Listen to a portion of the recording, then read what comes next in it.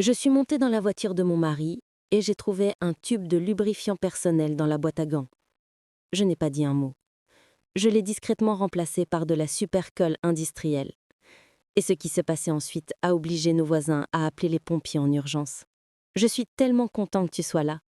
Si vous regardez cette vidéo, merci de liker et de vous abonner à ma chaîne et de me dire dans les commentaires d'où vous écoutez mon histoire de vengeance. Je veux savoir jusqu'où il a voyagé. Je me suis assise à la table de la cuisine. Le silence dans la maison était aussi épais que le brouillard matinal. Un silence devenu un hôte importun et constant. La vieille horloge murale, cadeau de mariage de ma défunte mère, tic-taquait d'un rythme accusateur implacable. Chaque battement était un douloureux rappel d'une vie que je commençais à soupçonner d'être un beau mensonge, méticuleusement élaboré. Mon mari, Julian, venait de rentrer d'un de ses innombrables dîners d'affaires. Il paraissait non seulement épuisé, mais aussi hanté, comme s'il portait le poids d'un secret trop lourd à supporter. Son visage était le reflet de la fatigue et de la culpabilité, des rides gravées autour de ses yeux et de sa bouche qui n'avaient jamais été là auparavant. Il jeta sa veste sur le canapé avec une lassitude qui semblait feinte, desserra sa cravate comme s'il s'agissait d'un nœud coulant dont il cherchait désespérément à se défaire, et s'effondra sur le lit, les ressorts familiers gémissant sous son poids, sans même prendre la peine de se doucher. Le léger parfum de son eau de Cologne coûteuse flottait dans l'air, mêlé à une nouvelle fragrance étrangère, un parfum floral sucré qui ressemblait à une intrusion, à une confession effrontée d'une vie que j'ignorais qu'il menait. Quelques minutes plus tard, le doux ronronnement de ses ronflements emplit la maison, un son qui autrefois m'apportait du réconfort, mais qui maintenant ressemblait à une berceuse moqueuse. Une berceuse pour un imbécile. Je me suis levée, avec la grâce tranquille et assurée d'une épouse mariée depuis 40 ans, et j'ai commencé à ranger le désordre qu'il avait laissé dans le salon. Sa veste, son portefeuille, son téléphone portable, son vieil ordinateur portable. L'écran du téléphone était toujours allumé, un nouveau courriel brillant comme un mauvais présage. J'ai foncé les sourcils. Julian n'a jamais utilisé le courrier électronique. Il disait toujours « Juliette, toute cette technologie est trop compliquée, je préfère simplement passer un coup de fil. » Mais maintenant, un courriel. C'était juste là, à la vue de tous. Un fantôme numérique issu d'une vie que j'ignorais qu'il menait. Par une curiosité morbide qui me semblait à la fois immorale et nécessaire, je l'ai ouvert. Le message était court, quelques mots seulement, qui allaient bouleverser mon monde.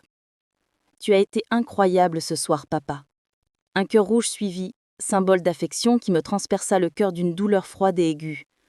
Je me suis figée, comme si quelqu'un m'avait giflé. Le monde numérique, un miroir cruel, reflétant une vérité que j'étais trop terrifiée de voir. Papa. Ce mot résonnait dans mon esprit. Qui l'appelait ainsi? Et sur un ton si intime et affectueux. J'ai fait glisser mon doigt vers le bas, le pouce tremblant, à la recherche d'autres indices. Mais il n'y avait rien.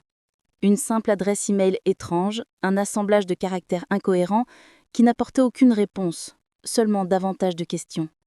Un frisson me parcourut, non pas à cause du froid, mais à cause d'une peur profonde, viscérale. C'était comme un vent froid qui s'engouffrait par une frissure dans la porte de ma vie, révélant une chambre secrète dont j'ignorais l'existence. J'ai jeté un coup d'œil à la chambre et j'ai vu Julian se retourner, en ronflant bruyamment, le visage immobile et paisible, un contraste saisissant et exaspérant avec la tempête qui faisait rage dans mon cœur. Mon cœur battait la chamade, comme celui d'un voleur, un rythme frénétique et coupable.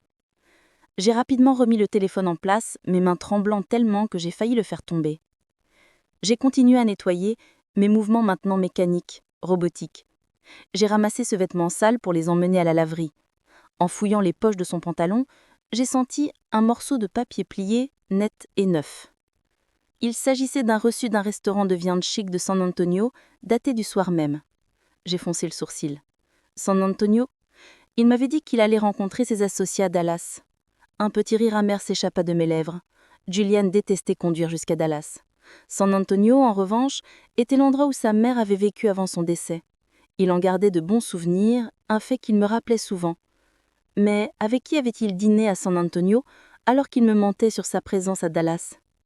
Le reçu indiquait un repas pour deux, une bouteille de Cabernet Sauvignon coûteux, un vin qu'il m'avait offert pour notre 10e anniversaire, un vin que je n'avais jamais oublié, et des plats principaux de filets mignons et de pâtes. J'essayais de me souvenir de la dernière fois que Juliane m'avait emmenée dans un endroit comme ça. Il y a peut-être 10 ans, quand j'ai ouvert ma première boulangerie. C'est un souvenir gravé dans ma mémoire.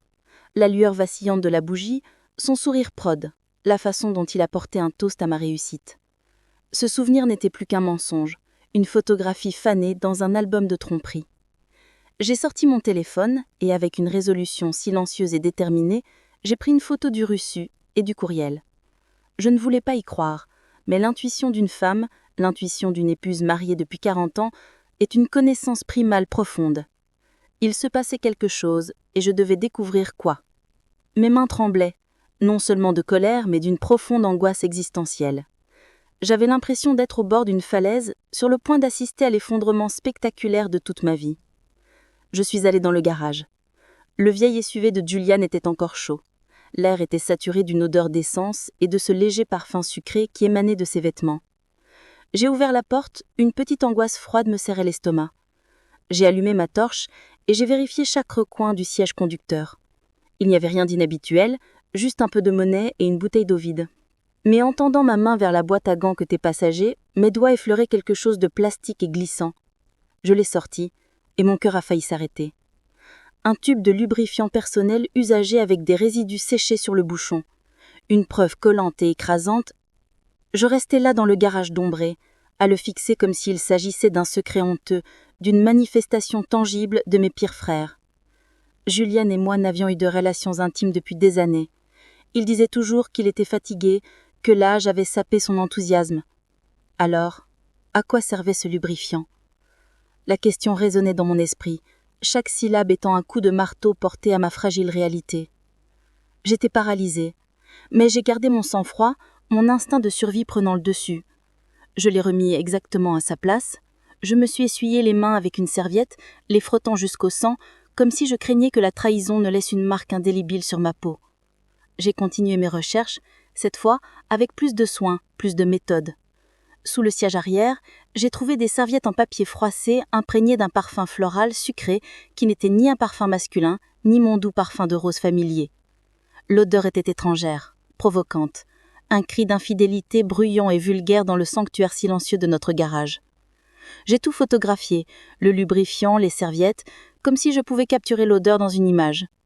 J'ai refermé la porte et je suis rentrée, le poids des preuves pesant sur moi, plus lourd que n'importe quel sac de fleurs que je n'ai jamais levé. Assise à la table de la cuisine, les mains tremblantes, j'ai pris maintenant le téléphone de Juliane. À ce stade, j'étais presque certaine qu'il me trompait. J'ai consulté ses messages, mais il n'y avait que des conversations professionnelles, froides et arides, comme un paysage désertique. Sa boîte de réception était vide, à l'exception de ce strange email. J'ai vérifié les dossiers sur les odeurs et les courants d'air, rien. Tout était trop propre, trop parfait, presque suspect comme s'il avait effacé toute trace de sa tromperie. Un maître du mensonge, pensai-je avec amertume. Ma rage était maintenant une pierre froide et dure dans mon cœur, et une émotion nouvelle et plus dangereuse commençait à s'éveiller, en moi, un désir de vérité, un besoin de dénoncer le mensonge quel qu'en soit le prix. Le lendemain matin, au même moment que le soleil se levait et que la douce lumière filtrait par les rideaux, j'étais déjà réveillée, un fantôme dans ma propre maison. L'image du lubrifiant, le ticket de caisse et ce courriel ne cessaient de tourner en boucle dans ma tête, un véritable carrousel de doutes.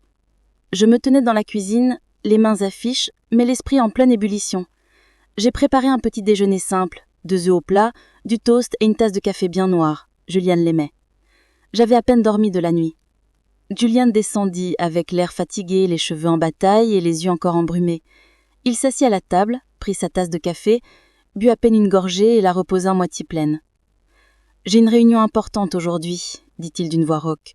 Une phrase qu'il avait répétée d'innombrables fois, sans me regarder dans les yeux. Je suis sûre que je rentrerai tard. Il était si bon pour ça, je trouvais. Ces mensonges aisés, ce ton désinvolte, me glaçaient le sang. J'ai hoché la tête avec un sourire forcé, alors que tout ce que je voulais, c'était crier « Où est la réunion ? Avec qui ? De retour à San Antonio ?» Mais je me suis retenue, ma rage bouillonnant en moi, et j'ai simplement répondu « D'accord, faites attention. » Il s'est levé, m'a donné une petite tape sur l'épaule, un geste qui ressemblait plus à une pensée après coup qu'à un signe d'affection. Et il est parti. La porte se referma, laissant la cuisine dans le silence, et moi avec un soupçon qui se mua dans une monstrueuse certitude.